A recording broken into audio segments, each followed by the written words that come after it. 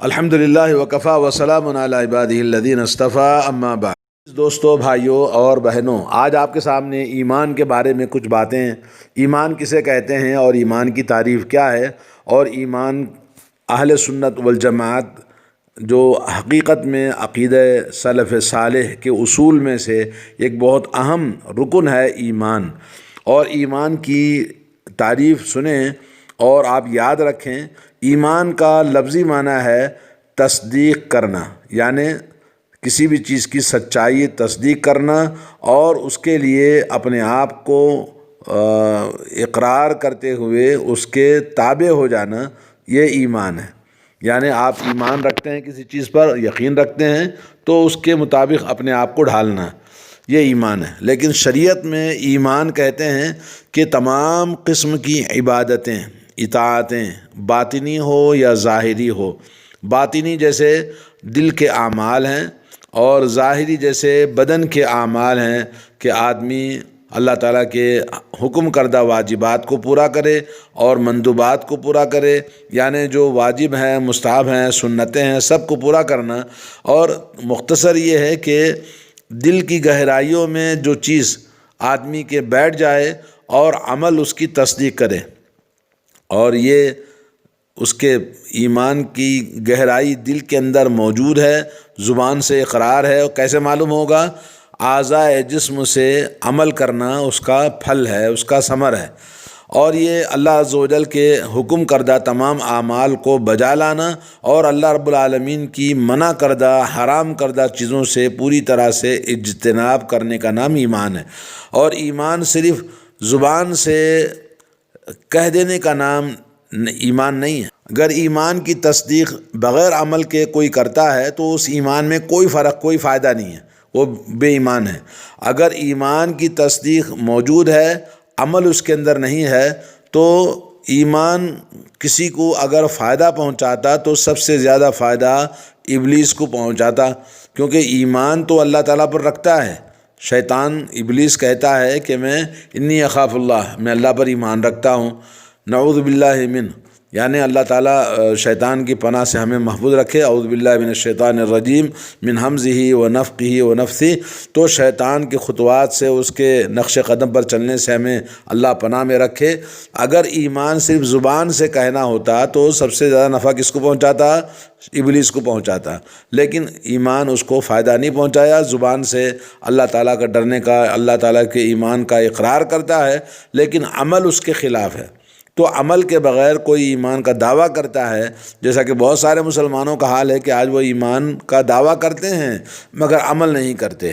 تو جس طرح سے ایمان شیطان کا ہے کہ شیطان جانتا ہے کہ اللہ وحدہ لا شریک ہے، اور انسان ہو یا کوئی بھی تمام مخلوق کا مرجع اور لوٹ کر اسی اللہ عز و جل کے پاس جانا ہے، جس میں اللہ کے پاس جانے میں کسی کو شک نہیں ہے۔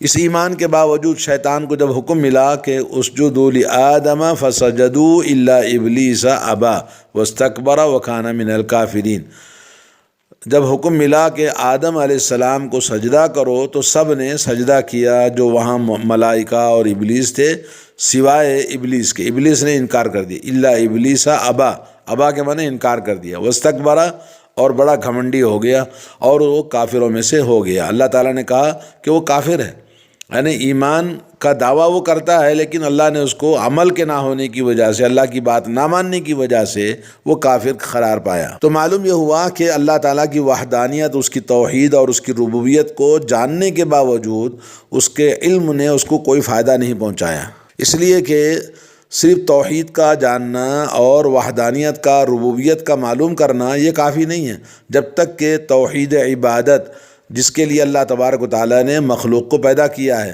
اللہ تعالیٰ نے سارے مخلوق کو اس لیے پیدا کیا ہے تاکہ اللہ تعالیٰ کی عبادت کریں۔ ہوا کہ صرف تصدیق، ایمان کا اقرار کرنا بغیر عمل کے اللہ عز و جل رب العالمین کے نزدیک کوئی قیمت نہیں ہے۔ تو ضروری ہے کہ ائمہ سلف صالح حقیقت یہ ایمان کی جو تعریف فرمائی ہے وہ یہ ہے کہ ان الایمان، جو ایمان کا دعویٰ کرتے ہیں اس کے ساتھ میں عمل کرنا لازم ہے، کیونکہ قرآن مجید میں اور سنت رسول صلی اللہ علیہ وسلم میں جتنی بھی دلائل موجود ہیں جس میں ایمان کے ساتھ میں عمل کا بھی ذکر ہے، اور ہمیشہ عمل کا ذکر ساتھ ساتھ میں قرآن و سنت کے اندر آیا ہے۔ اس لیے یہ ضروری ہے کہ ایمان کا اقرار کے ساتھ میں مسلمان کے اندر عمل بھی پایا جائے، جیسا کہ ایمان کے ساتھ عمل کا جو عطف ہے وہ خاص کو عام پر عطف کیا گیا ہے، یا بعض کو کل پر عمل کرنے کے لیے عطف کیا گیا ہے قرآن و سنت کے اندر۔ تو یہ اعمال صالحہ کی تاکید اس سے ہوتی ہے۔ ہر مسلمان کو جو ایمان کا اقرار کرتا ہے عمل کرنا ضروری ہے۔ آئیے اس سلسلے میں ایمان کی تعریف میں، جیسا کہ قول و عمل یزید و ینقص، ایمان قول اور عمل کا نام ہے جس سے ایمان بڑھتا بھی ہے اور ایمان گھٹتا بھی ہے، یعنی اعتقاد بالقلب، دل سے اعتقاد رکھنا، عقیدہ رکھنا، اور زبان سے اقرار کرنا، اور عمل جوارح سے یعنی اعضاء جسم سے عمل کرنا۔ ایمان بڑھتا ہے اور ایمان گھٹتا ہے، جیسا کہ اہل علم کی تعریف میں ہے۔ تو دل کا اقرار کیا ہے؟ دل کا اقرار یعنی زبان کا اقرار، اور دل کا اقرار یہ ہے کہ آدمی اعتقاد رکھے، اس کو سچا مانے، تصدیق کرے اور اس کا اقرار کرے اور عقیدہ رکھے اور اس پر یقین کامل رکھے، یہ دل کا عمل ہے۔ اور دل کا عمل اور زبان کا عمل کیا ہے؟ زبان کا اقرار کلمہ شہادتین یعنی لا الہ الا اللہ محمد رسول اللہ، یا اشہد ان لا الہ الا اللہ وحدہ لا شریک لہ واشہد ان محمدًا عبدہ ورسولہ، اس کا اقرار کرنا زبان سے، اور اس کے لوازمات کے مطابق یعنی شہادتین کے لوازمات کے مطابق اقرار کرنا اور اس پر پابند ہونا۔ اور عمل القلب یعنی دل کا عمل کیا ہے؟ دل کا عمل یہ کہ آدمی اس کی نیت صحیح ہو اسلام کی، ایمان کی، اور اپنے آپ کو پوری طرح سے ایمان کے حوالے کرے اور اپنے اندر اخلاص پیدا کرے، اور اللہ عز و جل سے قرب حاصل کرنے کے لیے عبادت کرے، اور رجا یعنی امید اللہ تعالیٰ سے رکھے، اور اللہ کی بارگاہ میں خشوع اور خضوع اختیار کرے، اور اللہ تعالیٰ کو اپنے آپ کو اپنے تمام زندگی کے معاملات کو اللہ کے حوالے کرے، اللہ عز و جل سے بے انتہا محبت کرے، عمل کرنے کے لیے انسان لپکے۔ یہ ہے ایمان کی تعریف۔ اور عمل الجوارح یعنی انسان کے جسم سے عمل کرنے کی جو ایمان کے اقرار کے بعد باری آتی ہے، اس میں جو احکام شریعت کے اللہ کی طرف سے حکم ہے تو اس میں پوری طرح سے عمل کرنا، اور جو منہیات ہیں یعنی جو چیزیں حرام ہیں، منع ہیں، ان چیزوں کو پوری طرح سے چھوڑ دینا، اجتناب کرنا، یہ ہے ایمان اور عمل۔ جیسا کہ آپ کو معلوم ہوا کہ ایمان اعتقاد اور اقرار زبان سے اور عمل، تین چیزوں کا نام ایمان ہے۔ ایمان بڑھتا ہے اور ایمان گھٹتا ہے۔ ایمان کیسے بڑھتا ہے؟ عبادتوں سے، اطاعتوں سے، فرمانبرداری سے، اور ایمان گھٹتا ہے گناہوں سے، نافرمانیوں سے، اور جو انسان جتنا گناہ کرے گا ایمان اتنا کمزور ہوتا جائے گا۔ آج ہمارے معاشرے میں اگر ہم غور کریں گے تو ہمیں پتہ چلے گا کہ ایمان تو لوگوں نے بالکل گھٹا دیا ہے، اور برائیاں اتنی زیادہ ہو گئی ہیں، شرک اور بدعات اور خرافات، دین سے دوری، بے عملی، بد عملی بہت زیادہ ہو گئی ہے۔ تو اس لیے آج ضروری ہے کہ ہم ایمان کو جانیں اور اس کی اصلاح کریں۔ تو آپ کے سامنے یہ معلوم ہوا کہ تین چیزیں، ایمان، اعتقاد اور قول اور عمل، تینوں چیزیں اگر کوئی آدمی مکمل کرتا ہے تو اس کا ایمان مکمل ہے۔ اگر دو چیزیں کرتا ہے، ایک چیز کو چھوڑ دیتا ہے، تو اس کا ایمان ناقص ہے، کیونکہ بغیر عمل کے یہ ایمان نہیں ہو سکتا، کیونکہ عمل ایمان کا جز ہے، ایمان کا حصہ ہے اور ایمان کے اندر داخل ہے۔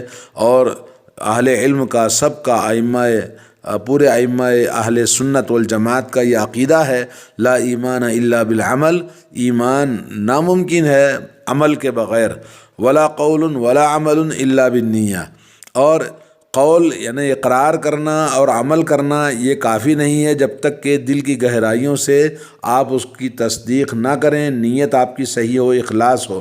ولا قول ولا عمل ولا نیت، آپ کا اقرار کرنا، آپ کا عمل کرنا، آپ کا دل کی گہرائیوں سے تصدیق کرنا، نیت کرنا اخلاص کے ساتھ میں، یہ ناممکن ہے پورا ہونا ایمان الا بموافقت السنہ۔ تو یہ تمام چیزیں سنت کے موافقت میں ہونی چاہیے، بغیر سنت کی موافقت کے ایمان نہیں ہو سکتا۔